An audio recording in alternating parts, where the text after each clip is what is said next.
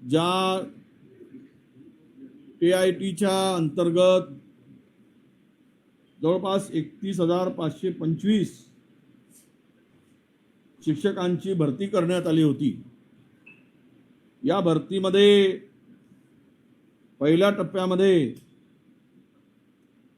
21,667 आणि दुसऱ्या टप्प्यामध्ये 7,833 आणि कन्व्हर्टेड राऊंडमध्ये 1,124 शिक्षकांची भरती करण्यात आली। साधारणतः यामध्ये OBC साठी 8,000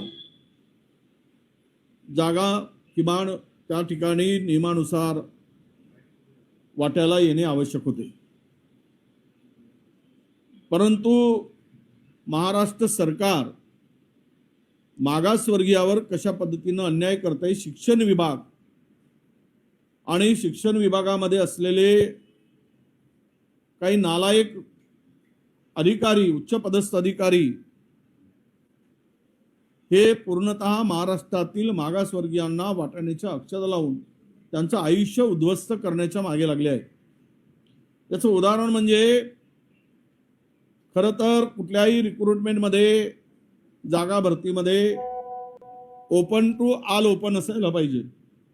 उदाहरण सांगायचं झालं तर OBCच्या विद्यार्थ्यांना जर त्या परीक्षेमध्ये 150 गुण मिळाले असतील आणि ओपनला 140 मिळाले असतील तर त्या ओपन मध्ये OBC विद्यार्थ्यांचं सिलेक्शन होणे आवश्यक असते। परंतु तसं न करता या विद्यार्थ्यावर किंवा या शिक्षकांवर निवड करताना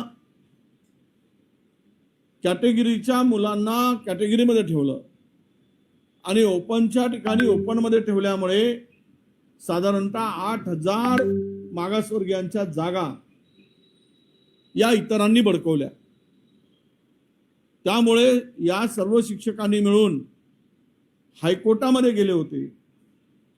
हायकोर्टामध्ये गेल्यानंतर या ठिकाणी हायकोर्टाचा निकाल यांच्या विरुद्ध लागला। शिक्षकांच्या मागासवर्गीय आमची जी काही मुलं गेली त्यामध्ये घाईघाईनी चुकीची माहिती या ठिकाणी ॲडव्होकेट जनरलनी दिली, शासनाने पुरवली।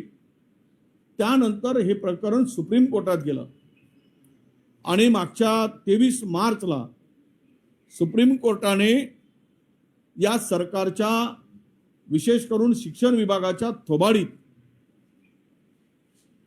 मारलं हे या निकालावरून आता सुप्रीम कोर्टाच्या स्पष्ट झालेलं आहे। सुप्रीम कोर्टाने स्पष्ट करताना सांगितलं की कॅटेगरीच्या मुलांचं मेरिट पहिले सिलेक्ट करा आणि मेरिटनुसार त्यांचं सिलेक्शन झाल्यानंतर उर्वरित जागेवर मेरिट प्रमाणे ओपनचं सिलेक्शन झालं पाहिजे। मी सांगताना तुम्हाला जे काही सांगितलं की जे ओपन टू ऑल ओपन, मग ते ओपन मधले असू देत, SC मधले असू देत, ST मधले असू देत, OBC मधले असू देत, यामधून मेरिटची यादी पहिली काढली जाते। तसं न करता कॅटेगरीच्या मुलांची यादी बाजूला केली गेली। म्हणजे 140 वाला गुणवाला मुलगा तो ओपन मध्ये सिलेक्ट झाला शिक्षक म्हणून आणि 155 वाला मुलगा जो मिळाला 155 गुण मिळाले तो त्या कॅटेगरीमध्ये सिलेक्ट केला। त्यामुळे कमी गुण मिळालेले विद्यार्थी आहेत त्यांच्यावर हा फार मोठा अन्याय आहे। आता या निकालानंतर मी कालही संबंधित अधिकाऱ्यांशी बोललो की हे लवकरात लवकर, कारण कोर्टाने सांगितलं आहे सुप्रीम कोर्टाने हे रद्द करा, ॲज पर मेरिट तुम्ही लिस्ट लावा, सिलेक्शन करा आणि झालेलं ते काय जे चुकीचं झालेलं आहे असं सर्वोच्च न्यायालयाने सांगितलं। जर या 31,000 32,000 जागांमध्ये मागासवर्गीयांचा वाटा कोणी उडून घेत असेल, काढून घेत असेल तर या राज्यातील मागासवर्गीय सुरक्षित आहे का, त्यामध्ये SC ST OBC सुरक्षित आहे का, हा खरा प्रश्न आहे। आणि अजूनही सुप्रीम कोर्टाचा निकाल लागल्यानंतरही सरकार ती फाईल पुढे नेत नाही आहे।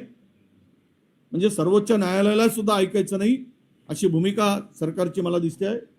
आम्ही या संदर्भात जर 3 महिन्यामध्ये सरकारची भूमिका स्पष्ट झाली नाही तर पुन्हा आम्ही कंटेम्प्ट टाकू आणि आमच्या मागासवर्गीयावर झालेल्या अन्यायाविरुद्ध, ओबीसीवर झालेल्या अन्यायाविरुद्ध आम्ही लढू. आमच्या वाट्याची जागा दुसरे कोणी बळकावून जर त्या ठिकाणी अन्याय करत असेल आणि शिक्षण विभाग डोळे झाकून हे सगळं करून घेत असेल तर मात्र ते सहन करणार नाही. मी मुख्यमंत्र्यांनाही पत्र लिहिणार आहे आणि त्यांनाही भुजबळ साहेबांनी सुद्धा पत्र लिहिलं आहे की आमच्यावर अन्याय आहे म्हणून. पण हे एकूण जाणून बुजून मागासवर्गीयाला संपवण्यासाठी अशा प्रकारचे एक षडयंत्र आहे असं माझं मत आहे. रोहित पवारांनी प्रदेशाध्यक्ष